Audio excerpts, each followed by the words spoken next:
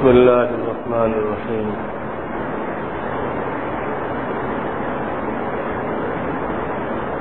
हजरत इमरान इब्ने हुसैन रज़ियल्लाहु ताआला अन्हु হুজুর সাল্লাল্লাহু আলাইহি সাল্লামের ইরশাদ বর্ণনা করেন যে ব্যক্তি সম্পূর্ণরূপে আল্লাহ তাআলার দিকে মনোযোগী হয়ে যায়, আল্লাহ তাআলা তার সকল প্রয়োজনের দায়িত্ব গ্রহণ করেন এবং তাহাকে এমন জায়গা হইতে রিজিক দান করেন যে তাহার ধারণাও হয় না। আর যে ব্যক্তি সম্পূর্ণরূপে দুনিয়ার প্রতি মগ্ন হইয়া যায়, আল্লাহ তাআলা তাহাকে দুনিয়ার হাওয়ালা করিয়া দেন যে তুমি জানো আর তোমার কাজ জানে। অর্থাৎ মেহনত করো ও কামাই করো, যে পরিমাণ কষ্ট সহ্য করিবে সেই হিসেবে আমি তোমাকে দিতে থাকিব। মানে আল্লাহ তার কোনো দায় দায়িত্ব নেয় না। দুনিয়াকে যে লক্ষ্যবস্তু বানায়, আল্লাহ তার কোনো দায় দায়িত্ব নেন না। আর আখিরাতকে যে লক্ষ্যবস্তু বানায়, ওটাই তার নজরের সামনে থাকে। আল্লাহ তার সমস্ত কাজের জিম্মাদারি নিয়ে নেন। তো আল্লাহ তাআলা আমাদেরকে আখিরাতকে লক্ষ্যবস্তু বানানোর তৌফিক দান করেন।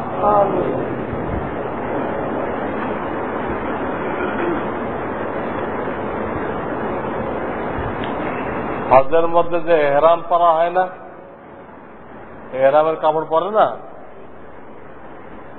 এটার মধ্যেও গুরুত্বপূর্ণ শিক্ষা। কমপক্ষে দুটা শিক্ষা এর মধ্যে আছে। একটা হলো যে মানুষ অনেক কিছুকে নিজের বলে দাবি করে।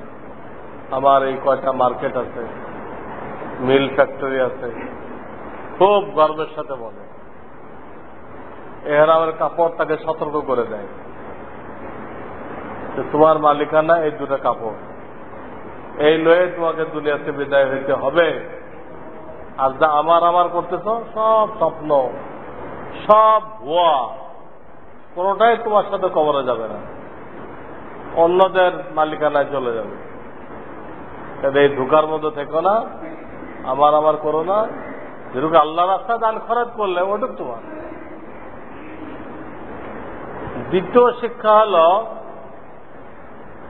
যে এহরামের কাপড় মউতকে স্মরণ করায় দেয়। মানুষ এমন দুনিয়ার মোহে এমন মত্ত হয় যে মৃত্যুকে একদম ভুলে যায়। আল্লাহকুমুত তাকাসুর হাত্তা যুরতুমুল মাকাবির। হ্যাঁ, এই মাল দৌলতের মোহাব্বত তোমাদেরকে কবর জিয়ারতকে, অর্থাৎ কবরে যাইতে হবে, এটাকে পর্যন্ত ভুলাই দিচ্ছে। মনে হইতেছে তার মরা লাগবে না। কত মরা মানুষকে কান্দে করে নিয়ে দিচ্ছে, একবারও তার মাথায় আসতেছে না যে কালকে আমাকেও লোকেরা বহন করে নিয়ে যাবে। এহরামের কাপড় মানে কাপড়ের কাপড়, এহরামের কাপড় মানে কাপড়ের কাপড়। মৌতকে স্মরণ করাই দেয়। যা কিছু করবা মৌতের তৈরি হিসাবে করো, মৌতের পরে কাজে লাগবে। এটা কাজে লাগবে না, ক্ষতি করবে, ওটা করো না। এই দুটা শিক্ষা এহরামের কাপড়ের মধ্যে আছে।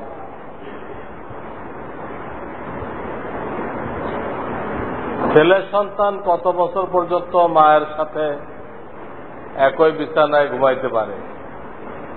তো ছেলে মেয়ের কোনো পার্থক্য নেই, সবার জন্য একই হুকুম। বুঝ হওয়া পর্যন্ত তারা ঘুমাইতে পারে।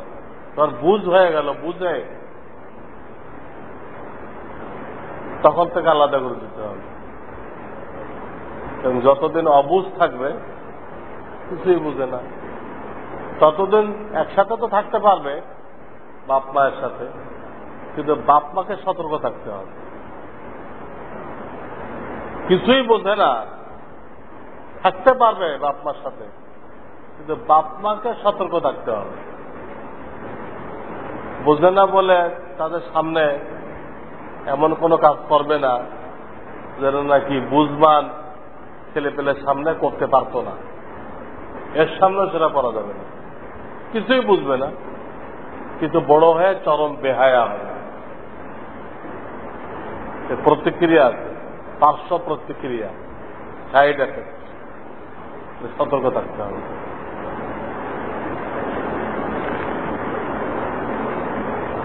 কারো উপর কোরবানি ওয়াজিব না, কিন্তু সে যদি ধার করে কোরবানি দেয় তাহলে সে কিরকম সব পাবে?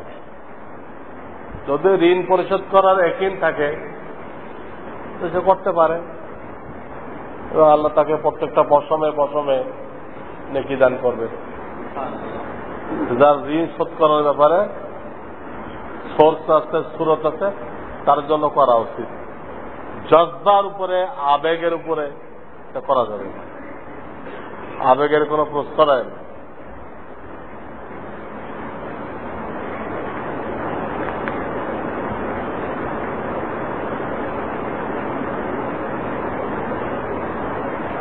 এক ব্যক্তি আপনার আশেক বলে দাবি করে, অথচ নিজের স্বার্থ হাসিল করার জন্য অন্যের হক নষ্ট করতে তার কষ্ট হয় না, এমন লোকের সাথে কি আচরণ করা দরকার?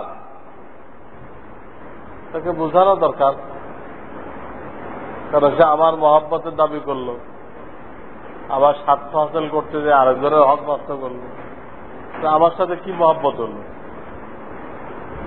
তো কোনো মহব্বত হলো না, যাতে একটা ভণ্ডামি হলো। আমার সাথে মহব্বত করার অর্থ হলো যে কারো হক নষ্ট করবে না, অন্যের হক আদায় করার জন্য তৎপর থাকবে সে। এটা দুটা স্ববিরোধী কাজ। ওলামায়ে কেরামের মহব্বতের দাবি করা আবার শরীয়ত বিরোধী কাজ করা, এই দুটা কোনো মিল নেই। তাহলে ওই লোকটাকে ভণ্ড বলা হবে, তার ভিতর নেফাক আছে, তার কথা আর কাজের সাথে মিল নেই।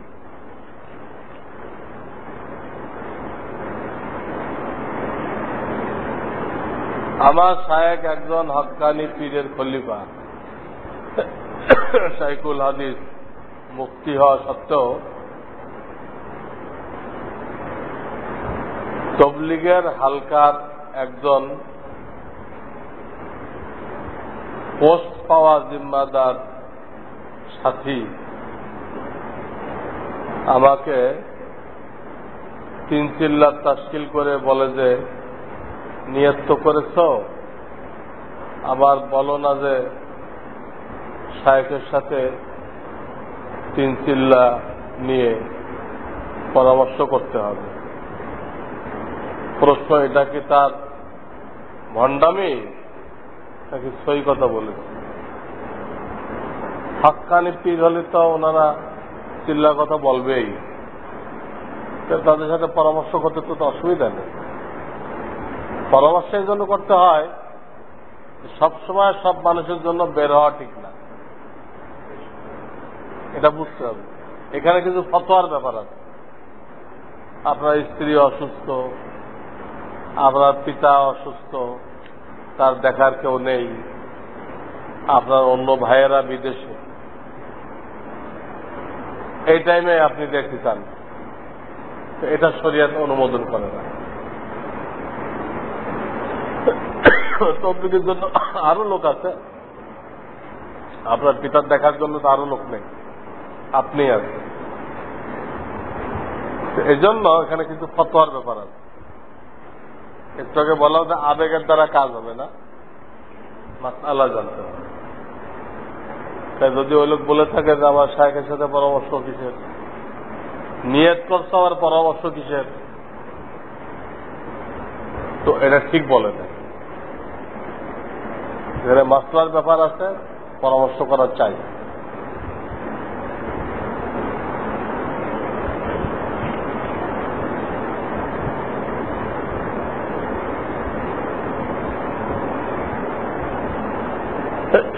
এক ভাই লিখছে, কিছু গুনাহ থেকে কিছুতেই বাঁচতে পারছি না, শয়তানের ধোঁকায় বারবার পড়তেছি। এখন আমাকে কি কোন আমল দিবেন?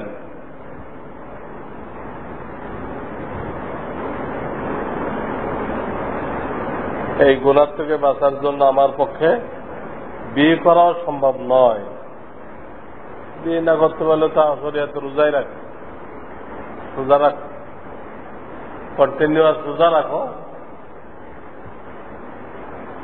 তখন নফসের চাহিদা কমজোর হয়ে যাবে। পেট ভর্তি হলে চাহিদাটা হয়, পেট যখন খালি হয়ে যায় ক্ষুধায় কষ্ট করে, তখন নফস কমজোর হয়ে যায়।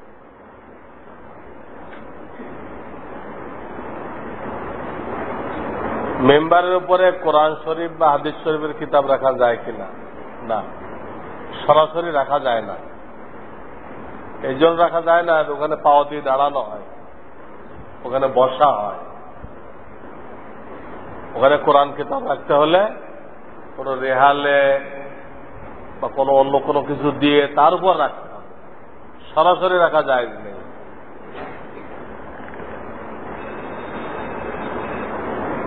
কাজী অফিসে বিয়ে পড়ানোর সময় কাজী সাহেব নিজে একজন সাক্ষী আর একজন সাক্ষী, এই মোট দুইজন সাক্ষীর সামনে কবুল বললে বিয়ে হবে কিনা? হ্যাঁ, এক পক্ষ প্রস্তাব দিবে আর এক পক্ষ কবুল বলবে, মোহর উল্লেখ করতে হবে, মোহর। তখন কাজী একটা সাক্ষী হইতে পারে, যিনি বিয়ে পড়ান তার সাক্ষী হইতে কোনো নিষেধ নেই, সেও সাক্ষী হইতে পারে।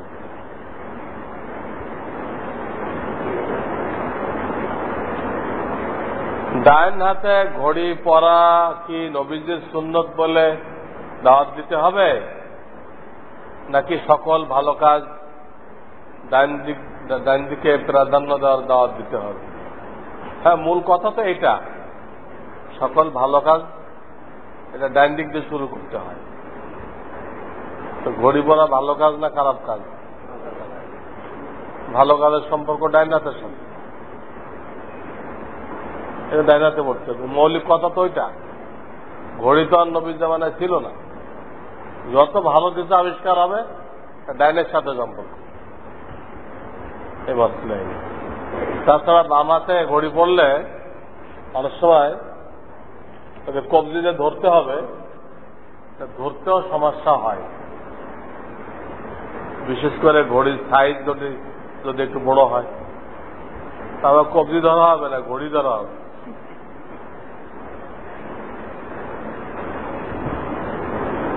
এক ভাই জাকাত খাওয়ার উপযুক্ত এবং জাকাত খেতেও রাজি, কিন্তু নিজের নাম প্রকাশ না করে জাকাত খেতে চায়,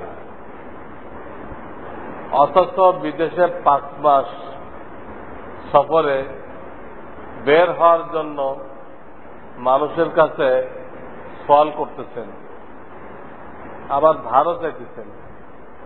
এটাকে শরীয়ত সম্মত? সওয়াল করা তো এই ক্ষেত্রে জায়েজ নেই। আর ধার যদি তার পরিশোধ করার ব্যবস্থা থাকে, অমুক সময় আমার হাতে টাকা আসবে, এই টাকা দিয়ে দিব, কোথাও বিল পাওনা আছে, তখন ধার নেওয়া যায়। পরিশোধের ব্যবস্থা থাকলে ধার নেওয়া যায়। কিন্তু বিদেশে তবলিগে যাবে এই জন্য সে ভিক্ষা করবে, এটা যায় না।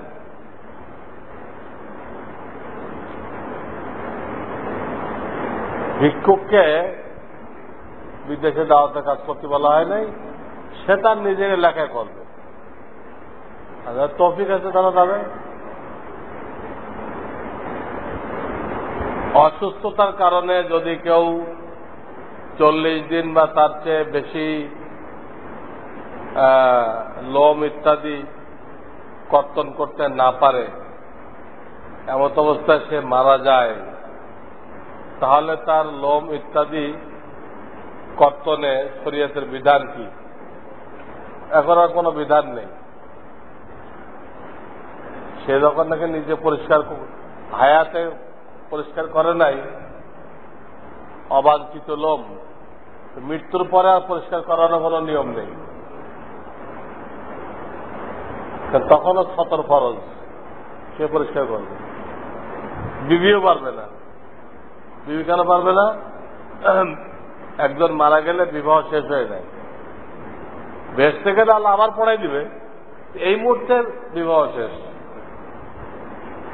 স্ত্রী যেটা ঠিক করে দিবে এটাও যায়।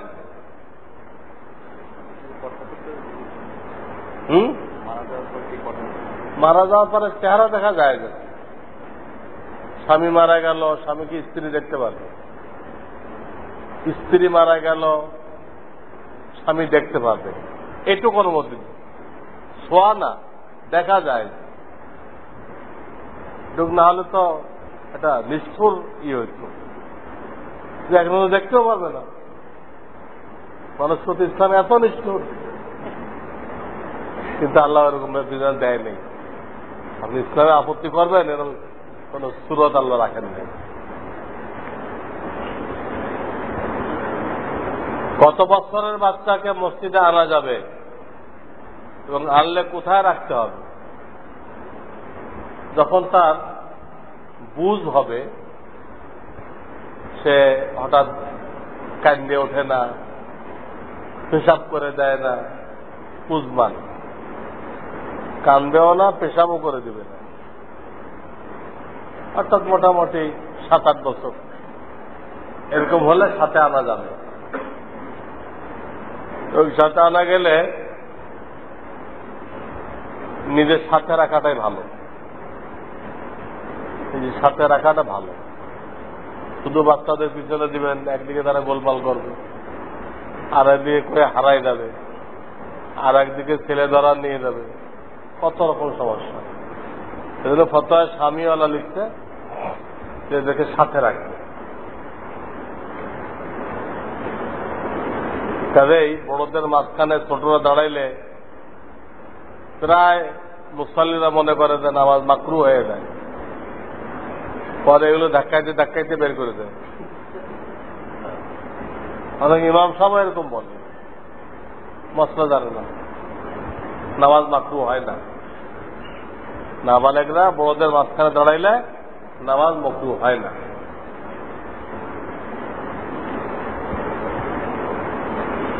একটা বইতে লিখছে, একজন দম্পতি জন্ম নিয়ন্ত্রণ ব্যবস্থা গ্রহণ করতে পারবে, অর্থাৎ জায়েজ, এই ব্যাপারে আপনার কি মত? এটুক দিয়ে কি বুঝবো? কোন পরিস্থিতিতে জায়েজ বললো ওটা ব্যাখ্যা লাগবে। কখনো জায়েজ হয়, কখনো জায়েজ হয় না। যারটা তাকে বলতে হবে হালাত। ডাক্তারের কাছে যেন খুলে বলতে হয়, তারপর ওষুধ লেখে। দুইজন গেছে পেটের ট্রাবল, দুজনকে এক ওষুধ লেখে ডাক্তার? এর ট্রাবলের এক অবস্থা ওর আলাদা অবস্থা।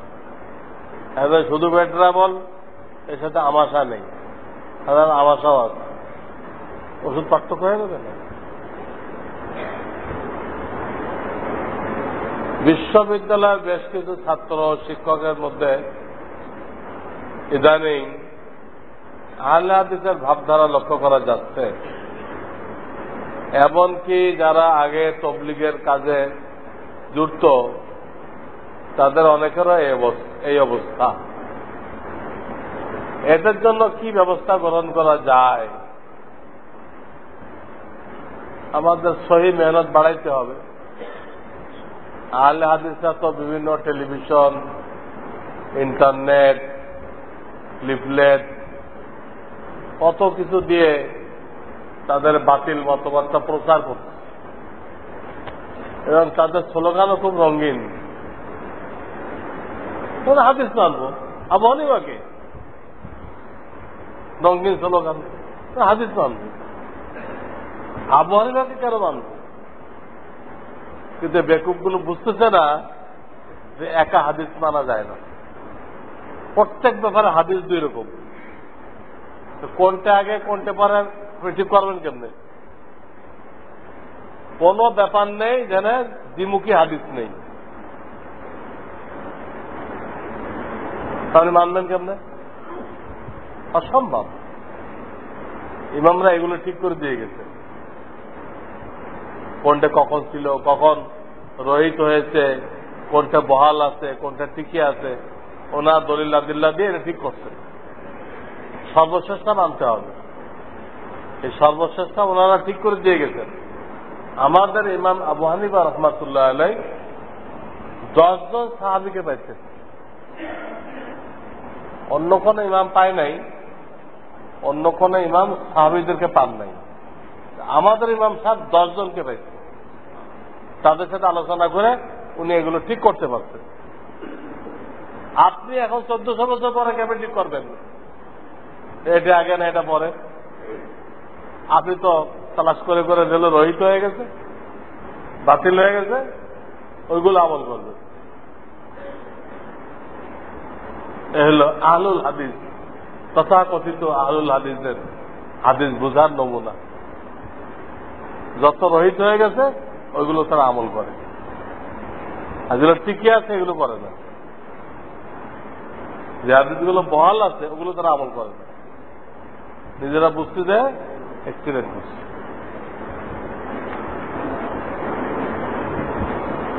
এক ভাইকে জুম্মার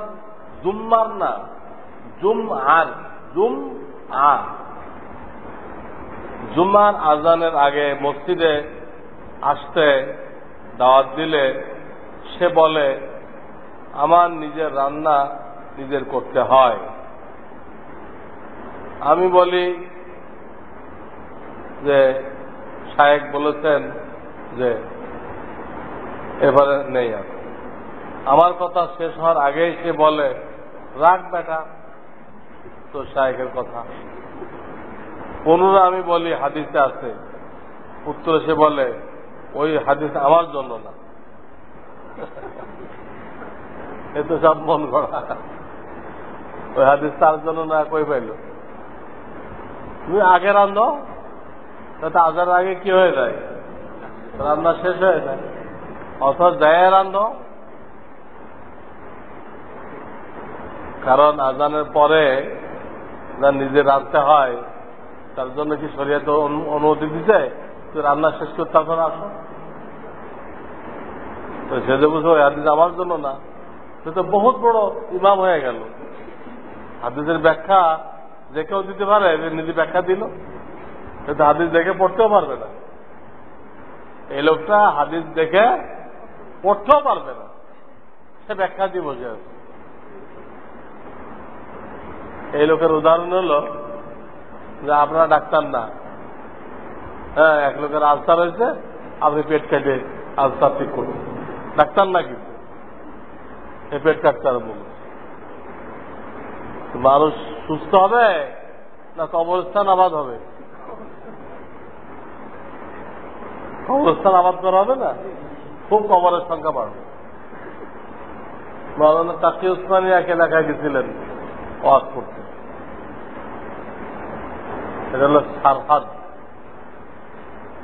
পাকিস্তানের উত্তর প্রান্তে সারহাদ প্রদেশ, সীমান্ত প্রদেশ। ওখানে প্রত্যেকটা লোকের কাছে অস্ত্র আছে। যারা দাওয়াত করে নিচ্ছে ওদের মেহমানখানা বসাইছে, দেখেন অনেক তাজা কবর, মানে অল্প দিনের মধ্যে অনেক লোক মারা গেছে। तो जिधर भाई इतने लोग थोड़े वक्त में इंतकाल कर गए, क्या क्या हाल है? जिसको लगा অল্প সময় এত লোক মারা গেল, সব কবর তো তাজা, কোরআন কবর বোঝা যায় না। तारा उत्तर देते हजरत आप मत घबराए, हमारे दुश्मन की यहाँ इससे भी बड़ा कब्रिस्तान है, আপনি ঘাবড়ায়েন না, আমাদের অনেক কবর হয়ে গেছে। আমাদের দুশ্মন, ওখানে যদি আপনি যান এর থেকে বড় গোরস্থান বানিয়ে দিচ্ছি আমরা ওদের, ওদের বেশি লোক পাচ্ছি আমরা, তাদের গোরস্থান আরো বড়, সেটা আপনার দুশ্চিন্তার কোন কারণ বুঝতে। এত খবর দেখে ওদের দুশ্চিন্তা করছে, ওনাকে সান্ত্বনা দিচ্ছে, তারপর দুশ্চিন্তা করার দরকার নেই, আমরা ওদেরকে আরো বড় গোরস্থান বানাই দিচ্ছি। এমন বেকুব মানুষ।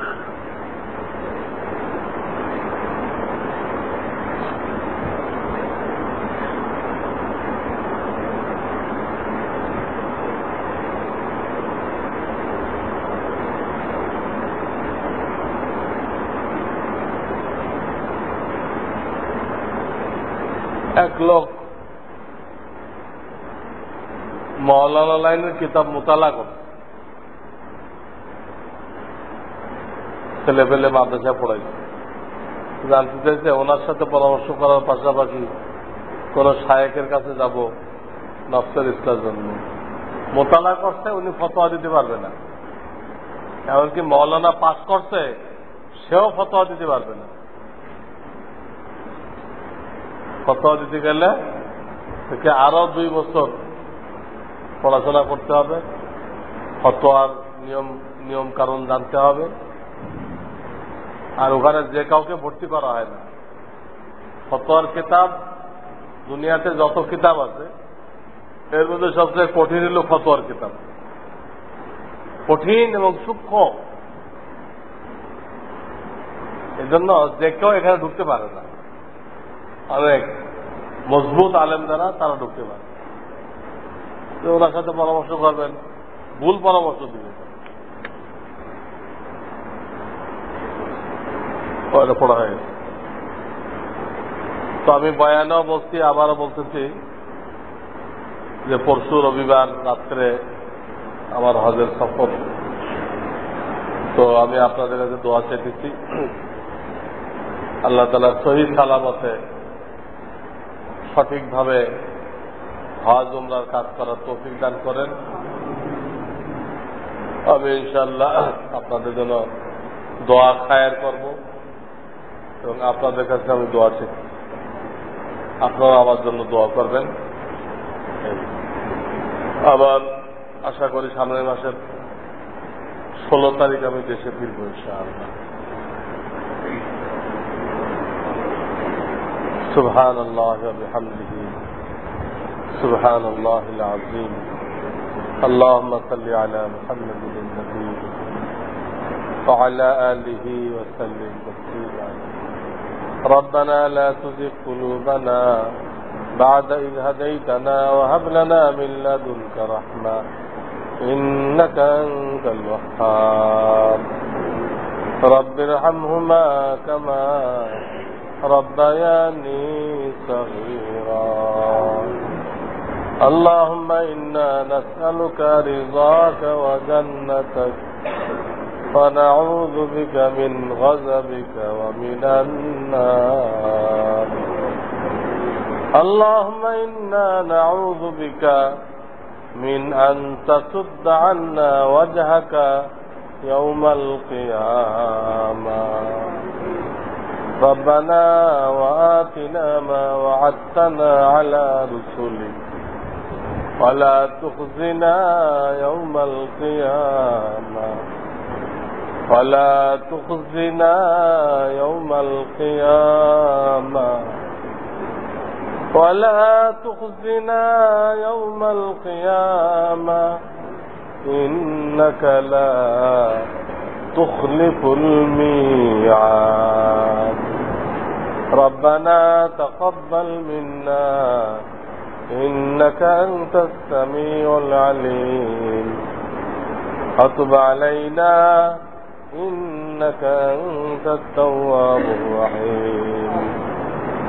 سبحان ربك رب العزة عما يصفون وسلام على المرسلين الحمد لله رب العالمين.